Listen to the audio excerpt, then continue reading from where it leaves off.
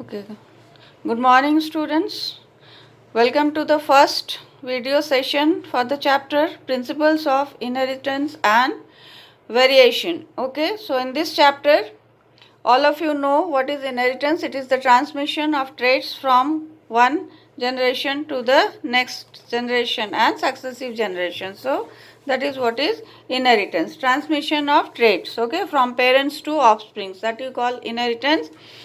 And variation are the differences observed among the offsprings of the same parents, okay, or offsprings of the same species, that we call as the variation. So differences observed among the members of a species, we call it as variation. So now in this chapter we will discuss Mendel's experiments, okay. So Mendel's, all of you have heard the name of Gregor Johann Mendel. Gregor Johann Mendel is also known as father of genetics. Okay, so Gregor Johann Mendel, he was an Austrian and his time period is 1822 to 1884.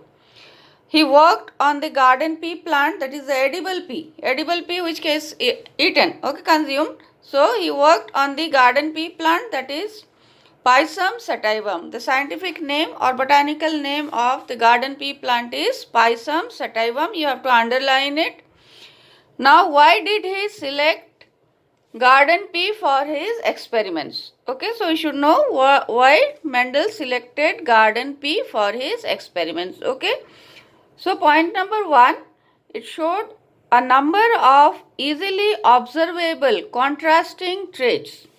Okay, it showed a number of easily observable contrasting traits. Okay, so like for example, height of the stem, that means we come across two varieties are there, contrasting varieties are there as far as height is concerned, the tall varieties and the dwarf varieties. Okay, so short plants and the tall plants. Then pure varieties of pea were available. Okay, pure varieties means if you go on self pollinating these plants, okay, again and again, continued self pollination, if you continue to self pollinate them, then what happens, the trait, okay, produced in every generation is same. Then next, though the plant is self pollinated, so naturally it is a self pollinating plant, okay, because the flowers they remain closed, so naturally it is a self pollinating plant, but its flower structure allow controlled breeding. That means the structure of the flower is such that you can bring about cross pollination also in a controlled way. So that is artificial hybridization in read in chapter number 2. So artificial hybridization can be carried out in this plant. Then it is an annual plant. Okay, so it is an annual plant. Annual plant, all of you know, annual, biennials and perennials. Okay, so it is an annual plant. It completes its life cycle in one season with short lifespan. So around 3 months. Okay, around 3 months. It is an annual plant with short lifespan and gives results within 3 months. So the lifespan is short. So you can, what is the advantage of having short lifespan? You can raise many generations, okay, within a short period of time, and that is very important for carrying out experiments on genetics. Okay. Then fifth, a large number of seeds are produced per plant. So all of you know a large number of seeds are produced per plant, and very important one is this one, that F1 hybrids are fertile. Okay, when you take true breeding varieties and cross them, the hybrids that are produced, they are also fertile. In many cases what happens, the hybrids are not fertile, so you cannot raise the next generation, F2 generation, F3 generation, etc. Now Mendel selected 7 pairs of contrasting traits. Okay, Mendel selected 7 pairs of contrasting traits. So what are contrasting traits? The traits which always appear in two opposing conditions. Okay, so Mendel selected 7 pairs of contrasting traits. Okay, that is the traits which always appear in two opposing conditions. One is known as the dominant variety and the other one is known as the recessive variety, like stem height, tall and dwarf. So tallness is dominant and dwarfness is recessive. Now why tallness is dominant and why dwarfness is recessive, that we will talk about later. Now the 7 pairs of contrasting traits that Mendel studied, okay, they are here. Okay, so the characters or the traits and their varieties, dominant and recessive varieties. We use the symbol, capital symbol, okay, letter for the dominant variety representing dominant variety and small letters for representing the recessive variety. So 7 traits. Number 1, height of the plant. Number 2, seed color. Number 3, seed shape. Number 4, color of flower. Number 5, position of flower. Number 6, color of pod. Pod, that's a fruit cover. Then shape of pod. 7. So for height of plant, the 2 varieties were tall and dwarf. For seed color, it is yellow and green. Seed shape, round and wrinkled. Color of flower, purple and white. Position of flower, axillary and terminal. Color of pod, green and yellow. So green is dominant here. Then shape of pod, inflated and constricted. Inflated means what happens? You have the smooth outline. Okay, the outline of the fruit is smooth, and constricted, what you find, it is like this. Okay, so the constricted, the fruit externally it is like this, constricted, and this is smooth. Okay, so this is the smooth, inflated, so outline is smooth, and this is the constricted. Okay, this is the constricted one. Now Mendel, so how did he carried out his experiments? He obtained pure or true breeding varieties for all the 7 traits, and that is 14 varieties. He obtained true breeding varieties, okay, for all these 14. Okay, for all these 14, right, traits, he obtained what? True breeding varieties. Now what is a true breeding variety?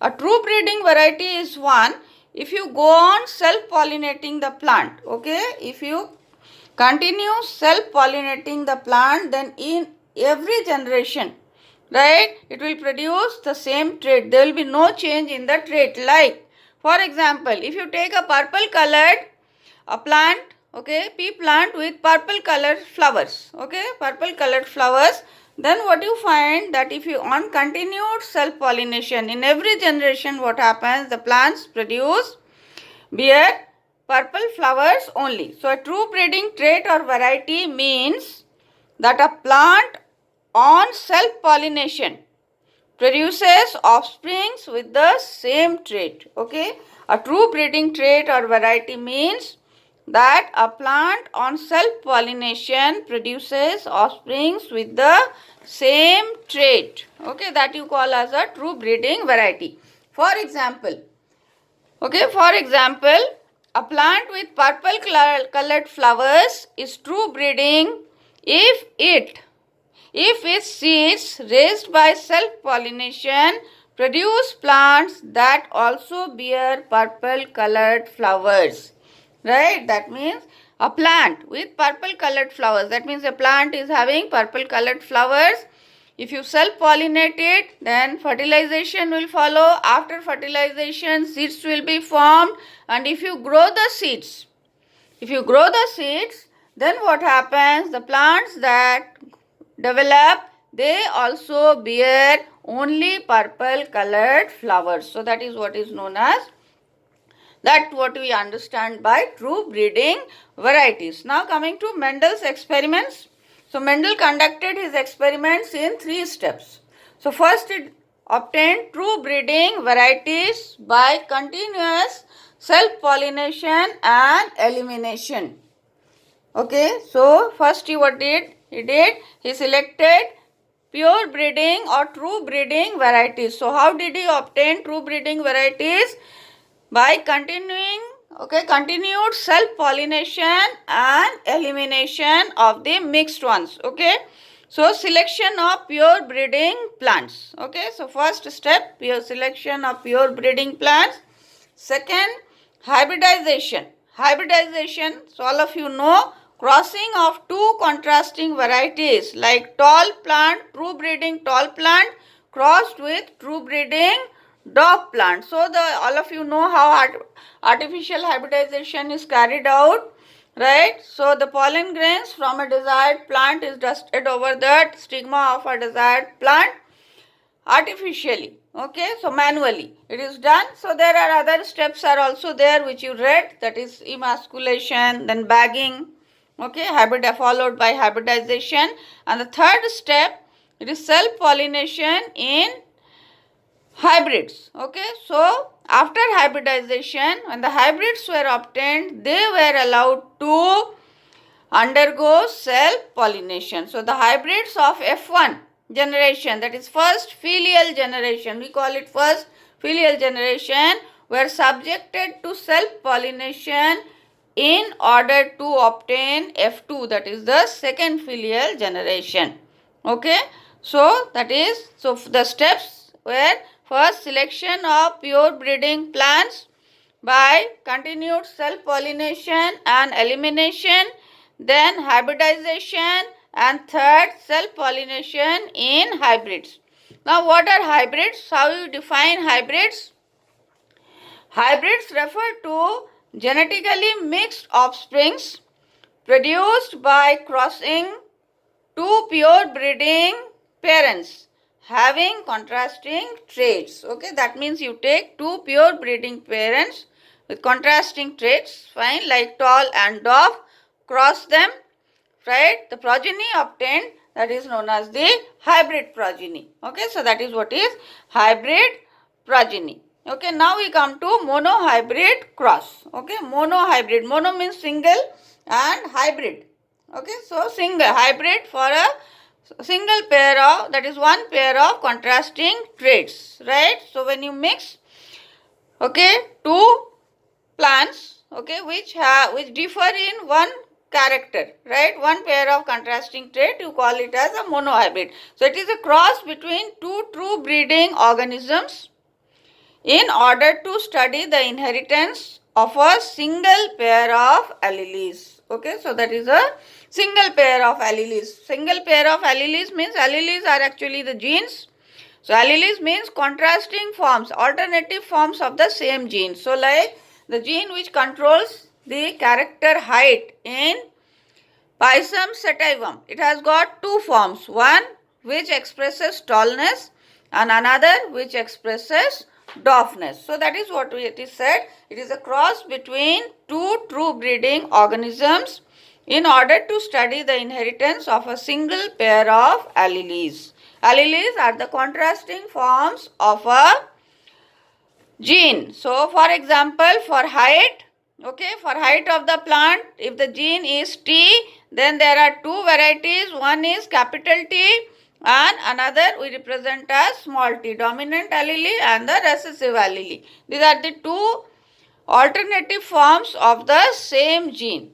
Or we can also say that a monohybrid cross is a cross between two organisms involving one trait, okay. So one trait and its two varieties. Now we can also say cross between two parents that differ in only one heritable character is called a monohybrid cross, and the resulting hybrid is called a monohybrid. So anyone you can select, or you can write your own definition also. Now example, a cross between a pure breeding tall and a pure breeding dwarf varieties of Pisum sativum. So cross between a pure breeding tall and a pure breeding dwarf varieties of Pisum sativum. This is an example of a monohybrid cross. Okay, so how did he perform the experiment, right? So Mendel, what he did, he took the true breeding varieties of tall pea plant and dwarf pea plant, then he crossed them. So Mendel cross pollinated a pure tall pea plant and a pure dwarf pea plant. Okay, so he obtained true breeding variety of tall plant and dwarf plant. Then he crossed them, artificially hybridized them, right? So he called them parental. So this true breeding variety of tall plant and the dwarf plant was actually what he called them as the parental generation, okay, and it is expressed now as capital P, okay, parental generation, it is expressed as P. So symbol is P. Then he collected the seeds after hybridization, after artificial hybridization. He collected the seeds and made the seeds to develop into plants. Okay, when the plants developed, what he observed, that all these plants observed, okay, all these plants were tall. He observed that after hybridizing, pure breeding tall and pure breeding dwarf, the plants that were obtained were all tall. Okay, so these plants were referred to as F1 generation hybrids or hybrids. Okay, so this generation was the F1 generation. So all of them were hybrids. So the question was for him, the question that he struck his mind, that what happened to dwarfness. Okay, so what he did, the F1 plants, okay, the F1 plants, then he allowed the F1 plants to undergo self-pollination. Okay, F1 plants were allowed to undergo self-pollination, and the seeds produced by F1 plants after selfing, right? So F1 plants were allowed to undergo self-pollination, and after that the seeds were collected. So pollination it was followed by fertilization and development of seeds. So the seeds produced by F1 plants after selfing were collected and they were again made to grow into plants. So what he observed, that in the next generation, okay, the tall plants and the dwarf plants were obtained in a ratio of 3:1. So the F2 plants were found to contain both tall and dwarf plants in the ratio of 3 tall to 1 dwarf, that is 3:1. So from these observations, Mendel, he assumed, okay, not concluded, we can say assumed, conclusions will be his laws. Okay, he assumed that the F1 plants had a trait for tallness as well as a trait for dwarfness. Okay, so from this he assumed that now in F2 generation he got both the type of plants, tall as well as dwarf. But in F1 there was only tall plants. So he assumed that F1 generation plants must be having factor, that is trait for tallness as well as traits for dwarfness. So Mendel also noted that none of the plants in F1 generation was intermediate. All the plants in F1 generation was tall.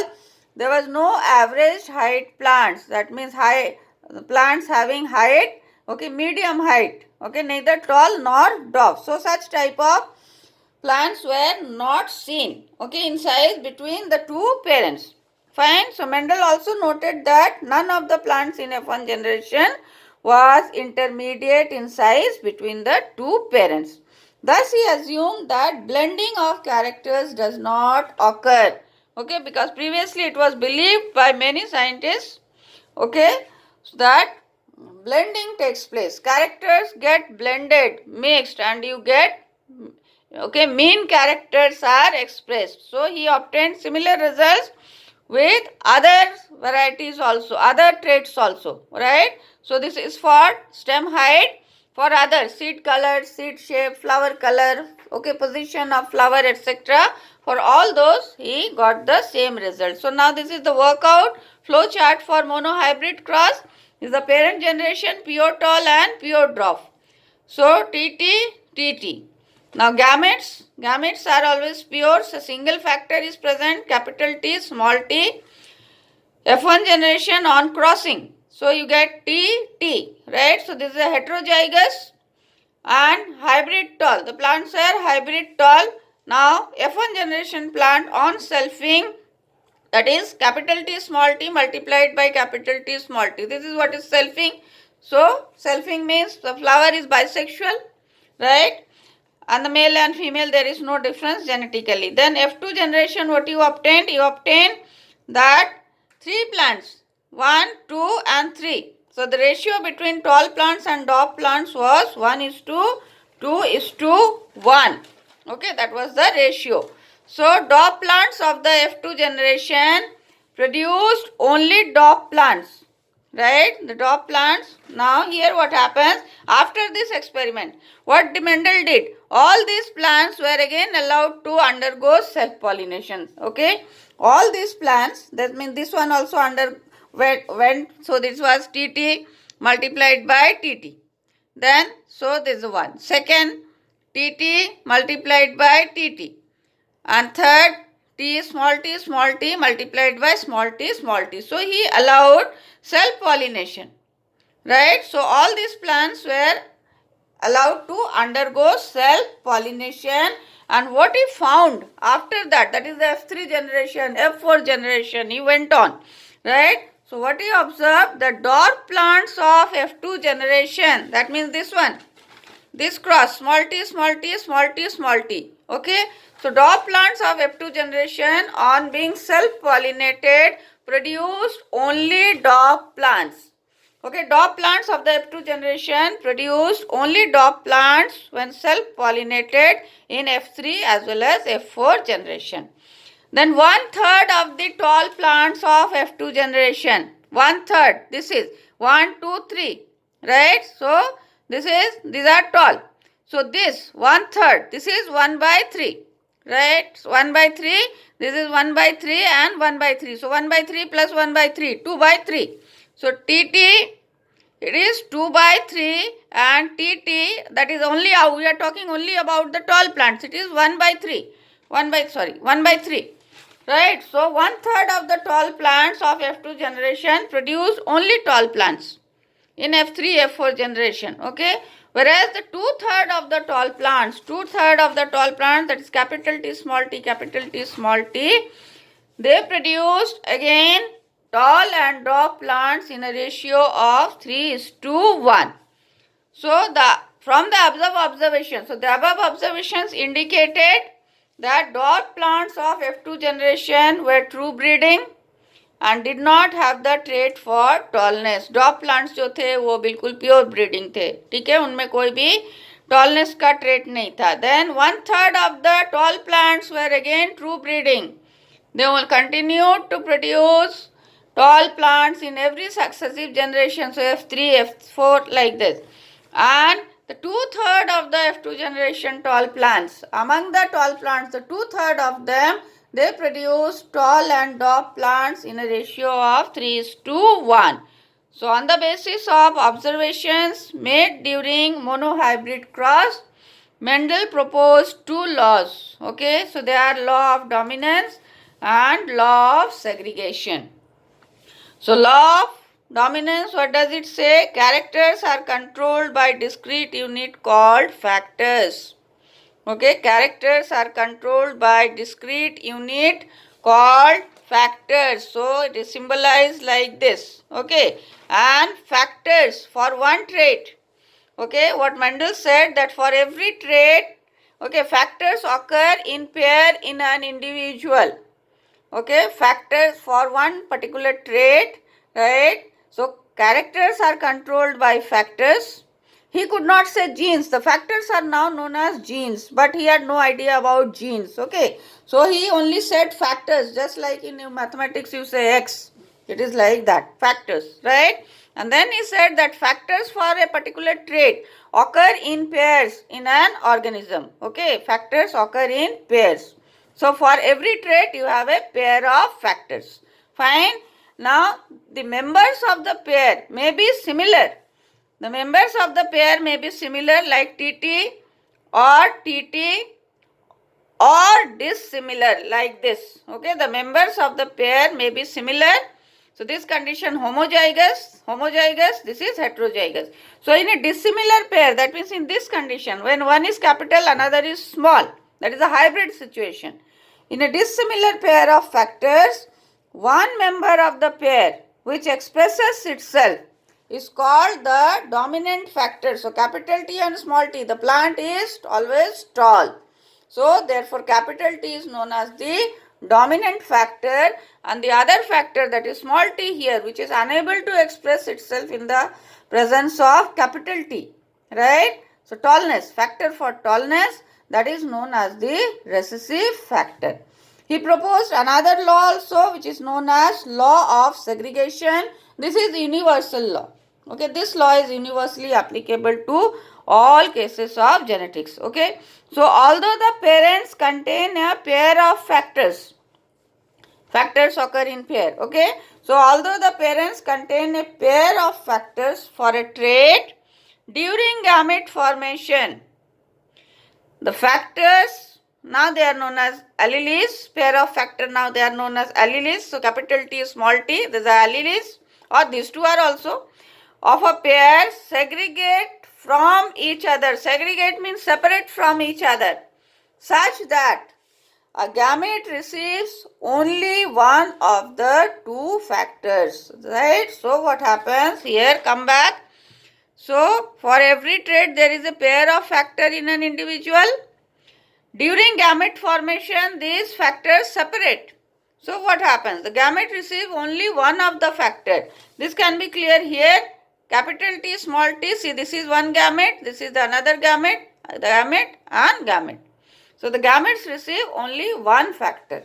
Okay, parents always contain a pair of factors for a trait, for expression of a trait, but during gamete formation what happens? The members of the pair separate from one another such that gametes receive only one, each gamete receives only one factor. Okay, and that is known as law of segregation. The paired condition is restored during fertilization. Okay, the paired condition is restored during fertilization. Okay, so this is about monohybrid cross. In the next session, we will discuss about the dihybrid cross and deviations from the monohybrid law of dominance and law of dominance, not law of segregation. Law of segregation is a universal law. Okay, so we will discuss the deviations, examples of deviations. That means cases of inheritance which do not follow law of dominance. Okay, thank you.